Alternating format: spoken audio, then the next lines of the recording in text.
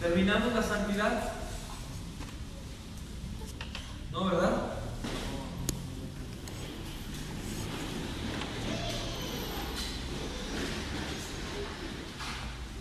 ¿Cuál fue la última pregunta que anotaron, hermano?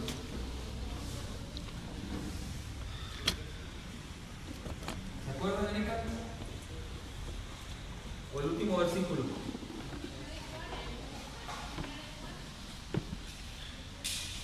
Es que cometí el error de no guardar el...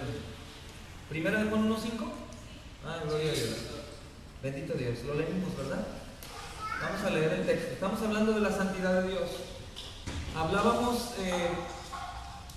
que la santidad de Dios es incomparable. ¿Se acuerdan que es el atributo como fundamental del resto de los atributos? Hablábamos que ningún atributo se repite 3 veces. Y el atributo de la santidad, ¿cuántas veces se repiten? 3. Santo, santo, santo. O sea, ningún otro atributo lo hace, pero el atributo de la santidad sí. Entonces vamos a retomar, hermanos, y vamos a Primera de Juan.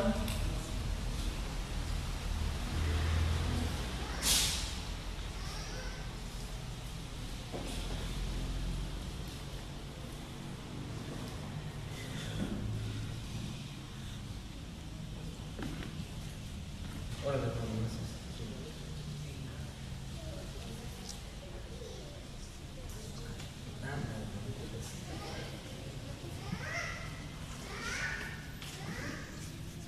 Ok, es Primera de Juan 1:5. Y dice, en nombre del Señor Jesús: este es el mensaje que hemos oído de Él y os anunciamos. Dios es luz y no hay ningunas tinieblas en Él. Ningunas tinieblas. Él es santo, triplemente santo, limpio. La santidad de Dios no solamente significa que Él es único entre su creación y que Él es separado de todo lo que contradice su naturaleza, o sea, el pecado, completamente separado del pecado, sino que también significa que Él no puede gozarse del pecado.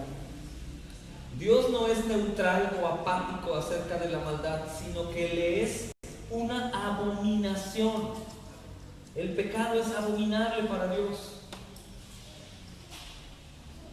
Para entender que es abominable, es una cosa asquerosa que le provoca odio y repugnancia. Eso es lo que el pecado es, hermano. Gracias, en nombre de Jesús. Entonces, cuando escuchamos a muchos hermanos confundidos de decir: no te preocupes, Dios ya te perdonó, Él te irá quitando el pecado poco a poco. Algún día en una congregación de la cual huí, porque tuve un confrontamiento en donde el hijo del pastor me decía: pero no, tú te estás clavando mucho al pecado, oye, todo es pecado, hasta ir al gimnasio además es pecado. No, el Espíritu Santo en su momento te va a quitar el pecado, te lo va a arrancar. No, hombre, está peor que el hipercalvinismo. Ellos obviamente nada más abrazaban la parte de la prosperidad. Tú eres hijo de Dios, tú tienes que ser rico, tus negocios van a funcionar y prosperar y todo, pero podían seguir pecando. ¿Por qué? Porque la gracia abarcaba el perdón del pecado aún practicado cuando ya conoces la verdad. Y es una mentira horrenda, herejía totalmente. Dios aborrece el pecado, es abominable para Él, es asqueroso el pecado. Y por eso nosotros tenemos que buscar ser santos, para poderle agradar. Pero lo que no entienden las personas es: pero entonces no, que Cristo ya murió. Amados, Cristo murió para pagar lo que tú y yo íbamos a pagar cuando muriéramos. O sea, Cristo lo que vino a hacer es pagar tu deuda y la mía. No quiere decir que Cristo vino, pagó por el pecado y ya no importa que peques porque el pecado ya no tiene valor. No es por ahí. La realidad es que Cristo vino a pagar tu deuda, pero Dios exige por su santidad que tú y yo busquemos la santidad. Ahora, pero somos incapaces, todo el tiempo pecamos. Por su santidad, nosotros también podemos comenzar a aborrecer el pecado. Porque si Cristo en nosotros y el pecado para Dios, que es Cristo mismo también, es abominable para ti, para mí tiene que ser también. No tengo que odiar el pecado que tanto amo, lo tengo que odiar. La bendición que recibimos, que en Cristo fuimos libres, es decir, ahora yo ya puedo odiar ese pecado que tanto me gusta. Antes no podía odiarlo, lo amaba y era imposible odiar. Entonces, la santidad de Dios no únicamente significa que Él es único en su creación. Cuando hablamos de otros santos o de la iglesia y que son santos, la santidad nuestra no se compara con la santidad de Él. Su santidad da el verdadero significado de apartado, completamente separado del resto de la creación. Nosotros no estamos del todo separados del resto de la creación y del pecado. Él sí. Nosotros somos santos porque somos separados para Él, pero no del mundo y del pecado. Cuando Él sí está completamente separado del mundo. ¿Se acuerdan que dice Romanos? Por cuanto todos pecaron, fueron destituidos de la gloria, separados, o sea, corridos de la presencia del Señor. Entonces el pecado sí separa. Es una mentira muy grande el pensar que Dios nos ama aún cuando seguimos pecando. Es un misterio el que aún siendo pecadores Cristo murió por nosotros. Es un misterio, amados, porque por eso muchos se confunden. ¿Qué no ves que Cristo murió? Porque de tal manera Dios amó al mundo que entregó a su Hijo único para que muriera por todos, sí, pero no ama al pecador. Primeramente la obra redentora fue hecha porque Dios se ama a sí mismo primero, por Él, para gloria de Él. Mas sin embargo muchos en su depravación dicen: es que Dios me ama tanto y murió por mí, porque me vio ahí y dijo: yo muero. Primeramente se vio a Él y vio su gloria, y de ese amor que Él tiene a Él mismo fuimos salpicados, hermanos. Bendito el Señor.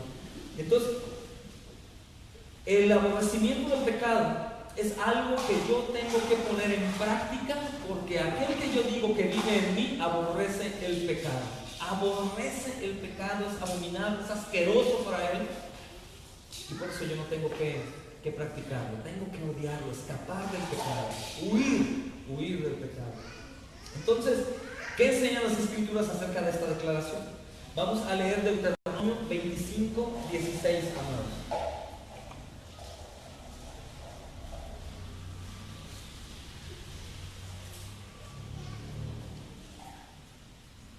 Deuteronomio 25, 16.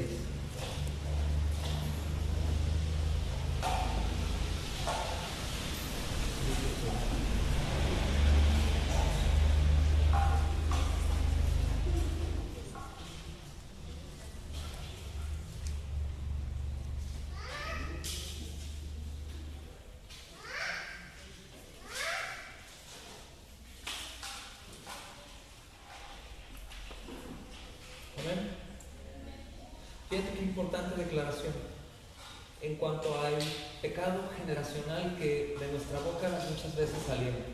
Dice: los padres no morirán por los hijos, ni los hijos por los padres. Cada uno, que dice, morirá por su pecado.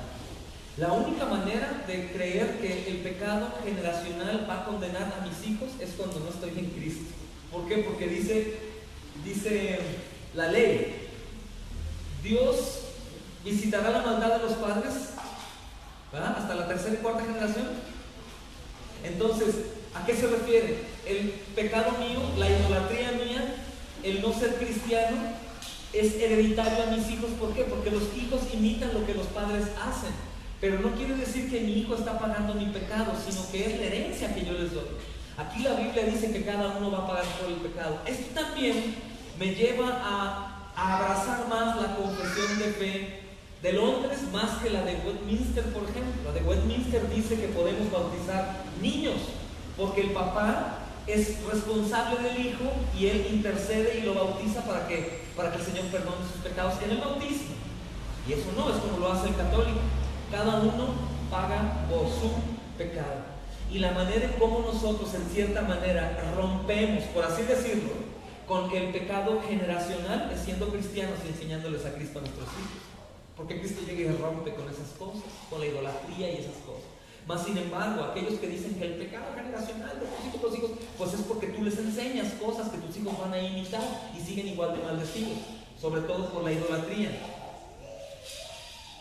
La palabra que se traduce en abominación, hermanos, en este texto y en Proverbios 15, 8 y 9, que ahorita vamos a leer, proviene de la palabra hebrea toeva, que se refiere a algo o a alguien que es repugnante, ofensivo, también repugnante, asqueroso u obsceno. Eso significa abominación. Eso significa abominación.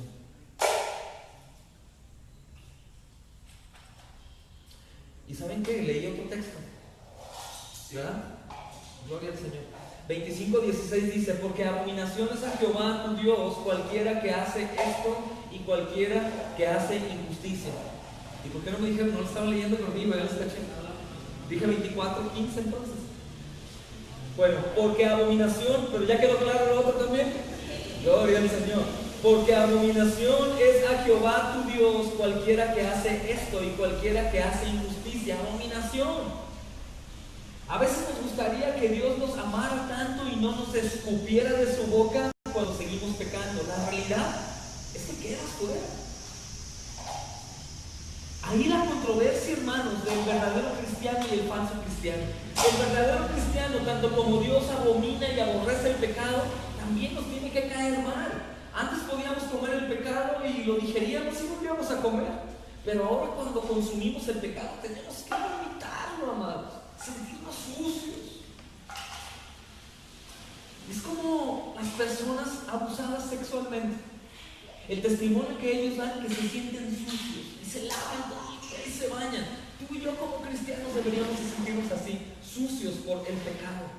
Y estar, ¡ay, Señor, lávame y límpiame! Lo mismo que dijo David, lo mismo que clamaba el apóstol Pablo cuando se declaraba a sí mismo miserable. Señor, qué miserable soy. Y obviamente este pensamiento para muchos que se profesan ser cristianos es muy radical. Ay, no, ya exageró. Oye, pues Dios te mandó a ser feliz, ¿no? A estar triste. Claro que me entristece mi pecado. Mi Señor lo abomina el pecado. Yo también deseo odiar el pecado y parecerme cada día más a Él.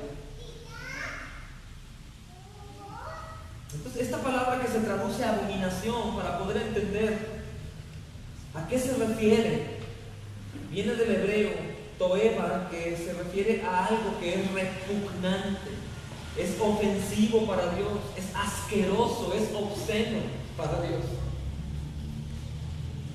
Y es un buen complemento porque es algo que el Señor cuando lo ve, cuando te ve practicando el pecado y me ve a mí en el pecado, Él es obsceno. Como si una persona ve algo y le da asco, quiere vomitar. Por eso Apocalipsis 3:16 dice que Dios vomita al tigre. O sea, lo aborrece, no lo soporta. Lo mismo que la muerte. No soportó a Cristo, siendo santo, y lo escupió. Cristo no podía estar ahí. Tú y yo como cristianos tenemos que aborrecer también el pecado. Odiarlo, hermano. Eso no quiere decir que no vas a caer, porque ya estás bien curtido y ves pecado y no le hago caso. No, vas a caer, pero tienes que odiarlo. Y cada vez más es como si fuera formándose un callo. Estás golpeando y golpeando y golpeando hasta que esos pecados que tanto practicas se van a ir reduciendo en número. Ese es el proceso de santificación, que el Señor nos lleva de gloria en gloria y vamos viendo cada vez más su gloria. ¿Por qué? Por abandonar el pecado. Porque cuando nosotros seguimos el pecado, aunque estudiemos mucho, leamos la Biblia, oremos y hagamos ayuno y todo lo que sea, seguimos ciegos de la gloria de Dios. ¿Por qué? Por el pecado. El pecado está enfrente ahí saturando, como si fuera hierba, maleza, y no alcanzas a ver del otro lado. El pecado tiene que ser cortado, hermanos, ir quitando de nuestra vida para poder ir viendo al Señor. Obviamente el pecado también es no obedecerle. Por eso el obedecer sus ordenanzas. Por eso el servir, amados, no es una opción. Platicamos el hermano Manuel y yo en la mañana. Muchos piensan que servir es opcional, o dicen, es que yo no estoy preparado todavía para servir. Espérame, pues tampoco estaba preparado Pedro, tampoco estaba preparado Jeremías, tampoco estaba preparado Moisés, ni Isaías, ni Juan, ni Pablo. El Señor les dijo, hazlo. No hay opción, no es opción de, mira qué buena gente, el Señor me dijo que lo piense y que si acepto, firme el contrato y me vaya a trabajar. No, te dijo, hazlo. Es pecado no obedecer también. Es como la gran comisión, ir a predicar el Evangelio. Tenemos que predicar, ¿quiénes? Todos, amados. Una cosa es que seas predicador en un congreso, en una congregación, pero predicar el Evangelio, hablar el Evangelio, declararlo, no es para el evangelista y para el pastor, sino es para todos. Pero obviamente para esto tienes que saber qué es lo que vas a predicar. Pero es un llamado para todos. Entonces eso nos demanda prepararnos para poder cumplir bien la gran comisión. pero es una ordenanza. Servir. Haya pues en ustedes el mismo sentido que hubo en Cristo Jesús. ¿Qué sirvió? Tienes que servir. Ay, pero yo no puedo, como que no es lo mismo. Amado, no es opción, discúlpame que yo te insista, lo tienes que hacer. Porque el Señor dice que lo hagas. ¿Se acuerdan? Los siervo infiel, siervo infiel. O el siervo inútil, que se escucha todavía peor. Es eso, el Señor los metió ahí a su lugar. Estaban dentro de la casa, les puso comisiones para hacer. Uno lo hizo, el otro no lo hizo. Y el Señor no le dijo, bueno, pues es que sí es cierto, no te capacité y te dejé solo, te voy a perdonar, no te preocupes, al lago de fuego, al crujir de dientes.